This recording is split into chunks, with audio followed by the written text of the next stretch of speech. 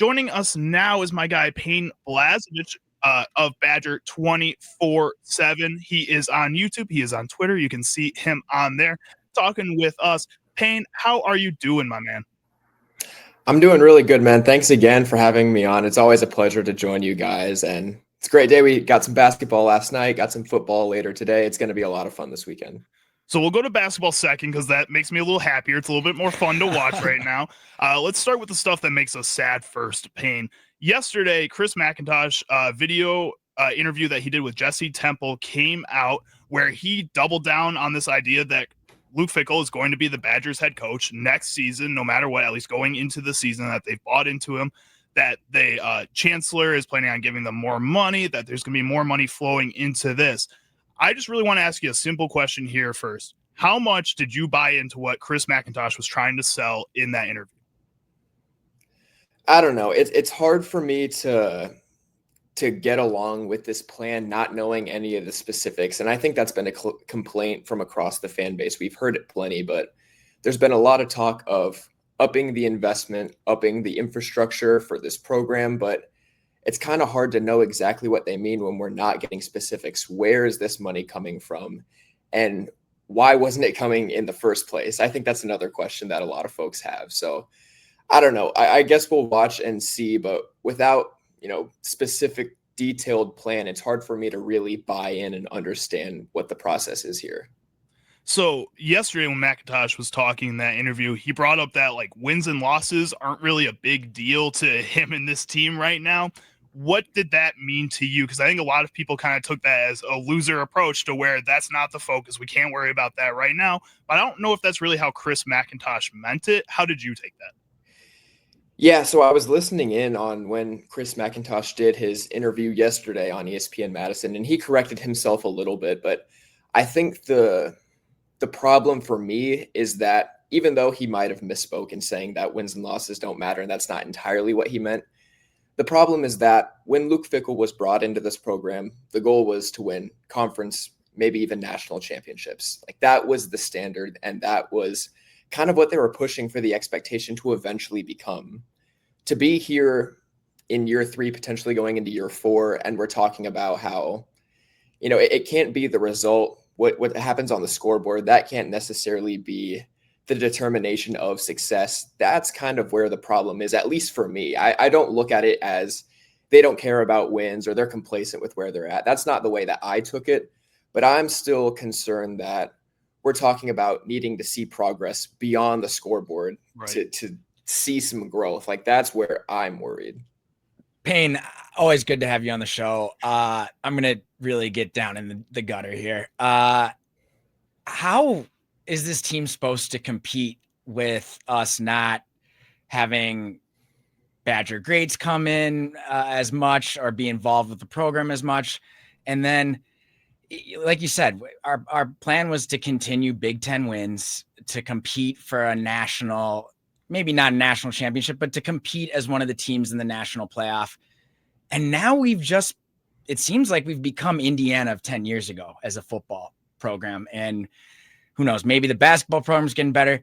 But I guess, what do you want to see from the end of this season to next year to know that we're somewhat improving? I think the biggest thing for me, and I'll just start with the end of this season, I, for one, want to see some of that fire. And we saw a little bit of that with some of those young guys. I look at Mason Posa, Cooper Catalano, the inside linebackers in the middle. I want to see that fire across the board. And we've seen glimpses of that, but I want to see it sustained through these Final Four games.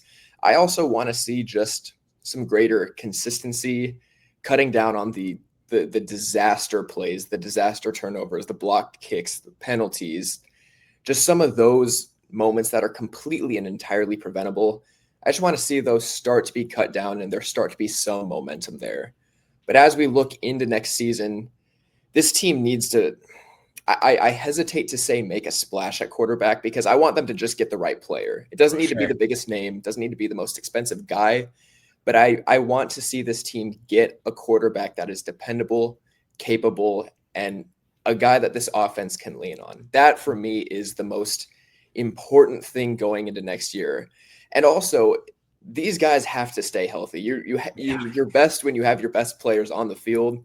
That to me is second only to having a great quarterback, is being able to have a dependable roster each week, because the injuries have been pretty ridiculous this season. Right. And some of it is not preventable. Some of it's out of your control. But if you can have a capable quarterback and have a relatively healthy roster, that improves you miles from where you're at this season. I'm glad you brought that up, because it's been, it feels like 100 years since we got Russell Wilson to come be a Badger. And I thought when I was in school then, oh, great, this is great. We're going to be able to build a line, build a running game, and always get an athletic quarterback that can come in and kind of give us some athletic plays outside of the huddle, and also throw the ball down the field. And it seems like it's been impossible for the Badgers to win at the quarterback position since then. And I'm just hoping we find someone.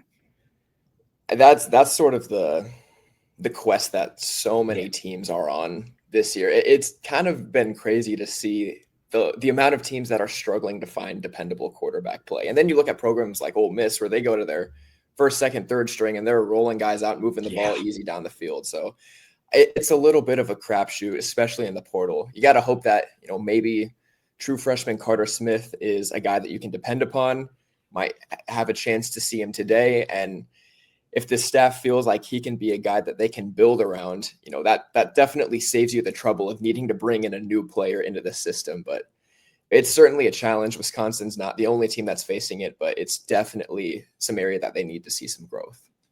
He is Payne Blazevich of Badger247. You can follow at Badger247 on Twitter. You can also follow Payne at Payne Blazevich on Twitter as well. You brought up Carter Smith there. What should expectations be for this true freshman quarterback, a guy that's truly one of the highest rated quarterbacks that the Badgers have been able to bring in a while now? What should the expectations be for him throughout the last 4 games of the season here? And then do you have any expectation for him to, if he does play well in those 4 games, truly stick around through a coaching staff that may not make it through all the way of 2026? Or is this a situation where we're seeing the traditional NIL kind of transfer portal world that we've seen across college sports lately take place with Wisconsin Badgers, and we lose another big name quarterback because he plays well for 4 games here?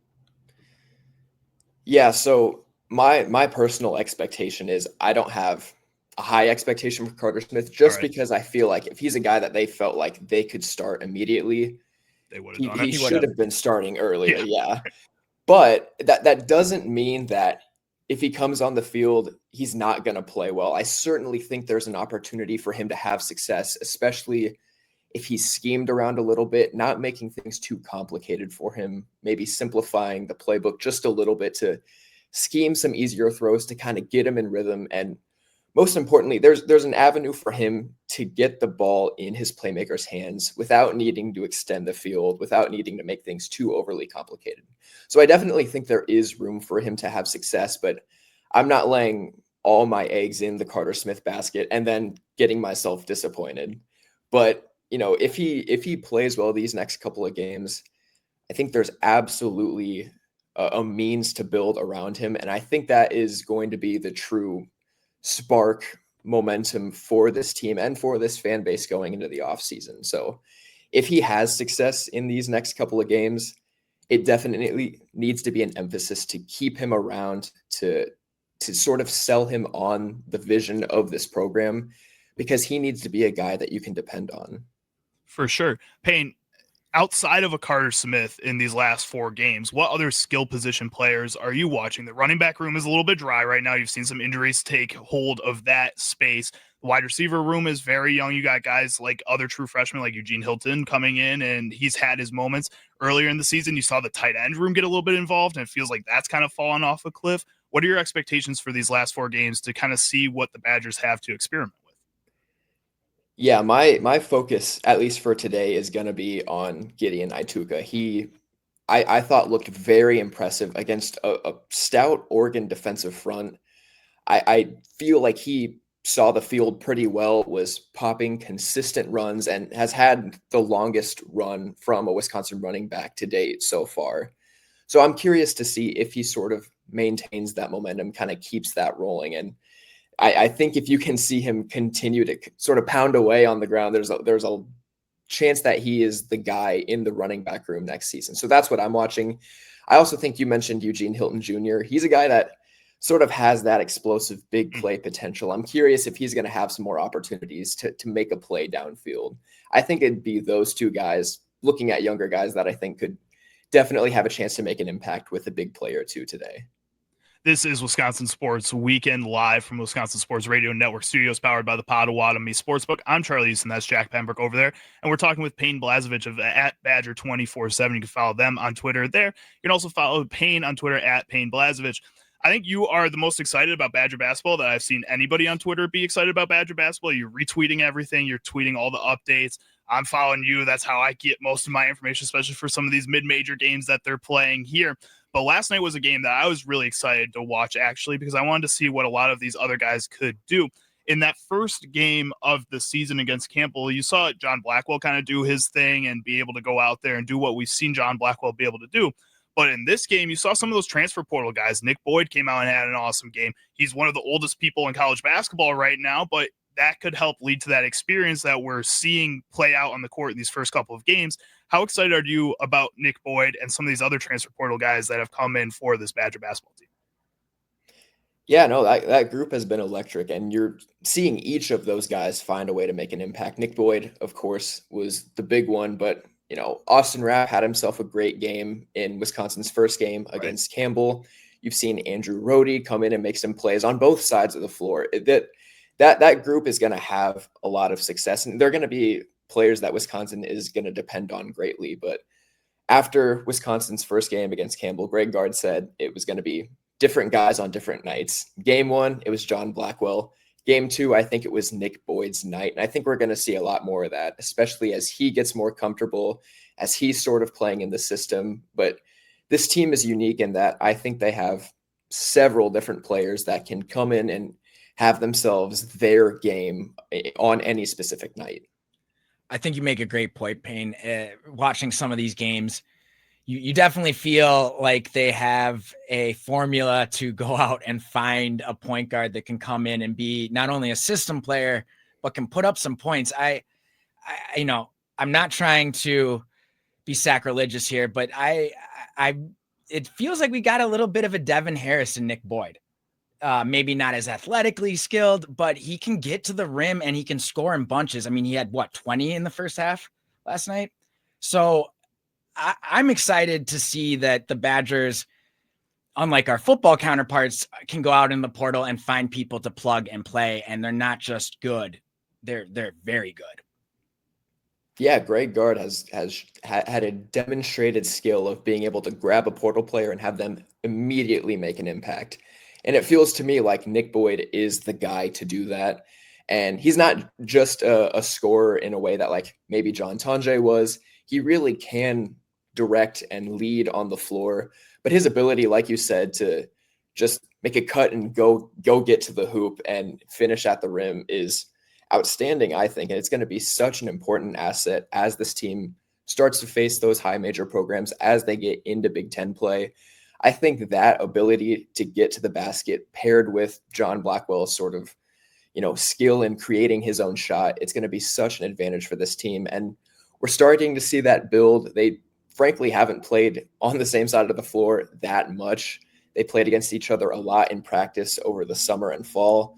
They're only a couple of games into sharing a backcourt together. So I think we'll see sort of that dynamic improve and grow as this season carries on. But those two players, I think, can make a world of difference for this offense. Way too early question for a prediction from you, but does this team as it stands right now, does it give you the confidence to go out and compete against a Michigan State and a Purdue?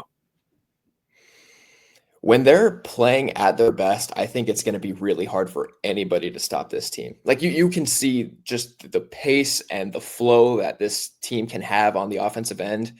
I think we need to see some growth defensively, and they're showing improvement game to game. And I think we'll continue to see that. But when this team sort of hits its flow, hits its rhythm, we saw it in that, 31-4 run to close the game against Campbell. We saw it at the beginning of the game against Northern Illinois last night.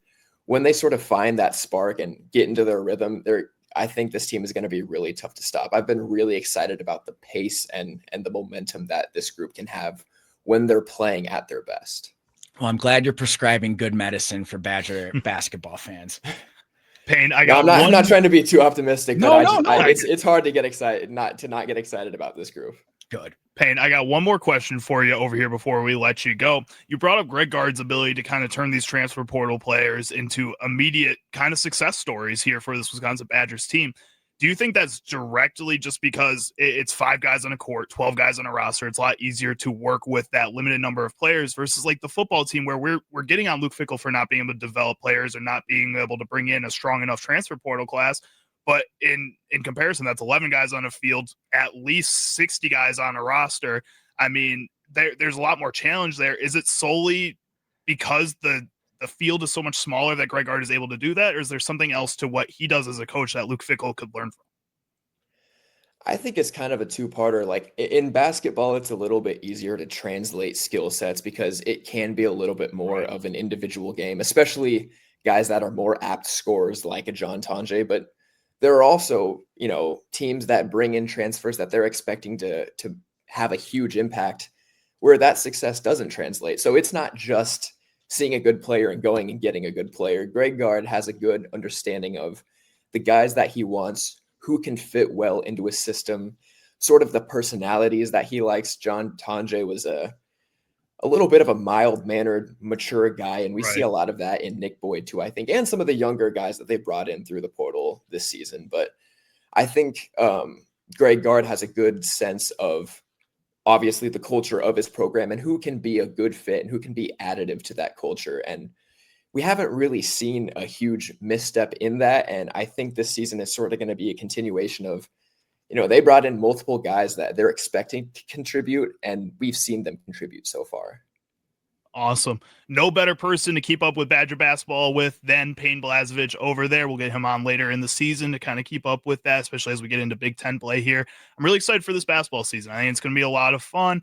It feels like there's expectations to this team that weren't there last season, and now it's going to be something where if they can be successful, it's going to be almost a Cinderella run, hopefully. So that's kind of where we're feeling right now, especially with how bad the football team is. If Payne can come on once a month and give us good news and keep us deep into March, that's all I care about, Payne. That's what matters. I'd be more than happy, guys.